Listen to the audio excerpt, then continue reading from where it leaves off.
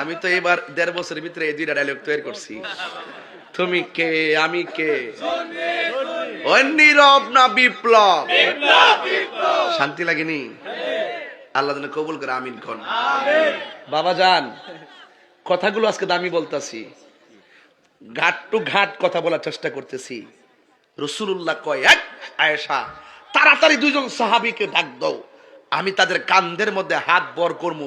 আমি কোন আমার চোখের সামনে জামাত চলে যাবে, আমি অসুস্থ হলেও আমাকে তাড়াতাড়ি জামাতে নিয়ে যাও।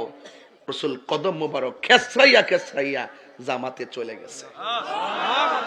আর সিদ্দিক আকবর যখন টের পাইছে নবী ভিতরে ঢুকছে, তখন জামাতের জায়গা ছাইরা দিছে। সুবহানাল্লাহ জোরে কইতেন না? আল্লাহু আকবার জোরে কর না কেন? এরপরে নামাজ পড়াইয়া ঘরের ভিতরে গেছে।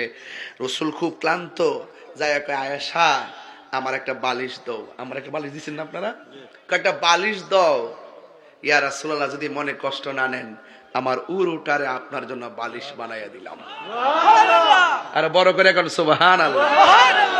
এটা কি স্বামী স্ত্রীর মহব্বত? স্বামী স্ত্রীর মহব্বত। এরপর আল্লাহ রাসূলকে, আয়েশা তুমি একটা কাজ করো, ওই আমার একটা পাত্র আছে, পাত্রের ভিতরে কিছু মুদ্রা আছে, নিয়ে আসো। মুদ্রাগুলো আনলেন আর বলছেন, আমার একটা মিসওয়াক দাও, আমি একটু মিসওয়াক করব।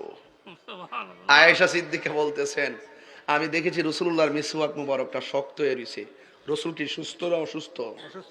একটু ক্লান্তি বোধ মনে করতেছেন। ওই মুহূর্তে আয়েশা সিদ্দিকা বলতেছেন, রাসূলুল্লাহর যে মিসওয়াক মুবারকটা শুকাই রয়েছে, এটা দিয়ে যদি মর দেয় তাহলে আঘাত পেতে পারে, কষ্ট পেতে পারে। এই জন্য আয়েশা সিদ্দিকা বলেন, রাসূলুল্লাহর সেই মিসওয়াক মুবারকটাকে আমি আমার দাঁত দিয়া চাবায় একটু নরম করতে গেছি। ওমা ওমা, আমি দেখতেছি মিসওয়াকের গুড়া থেকে নবীর কিছু থুতু মুবারক লাগা ছিল গুড়ার ভিতরে। আমি সিপ দেওয়ার পরে ওই থুতু মুবারকটা বাইরিছে।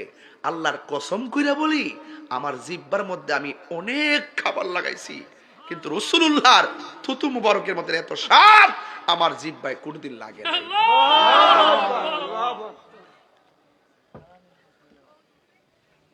একটু শুইলেন। আল্লাহর হাবিব, আয়েশা আমার স্বর্ণ মুদ্রাগুলো নিয়ে আসো। নবীরে দিয়েছেন। আয়েশা সিদ্দিকা মনে করছে, নবী আমার যে আদর করে আমারই তো দিব, কারণ আরো তো স্ত্রী আছে, তাহলে তারা রাগ করতো না। রাসূলুল্লাহ হলো পৃথিবীর মধ্যে শ্রেষ্ঠ ইনসাফ ওয়ালা।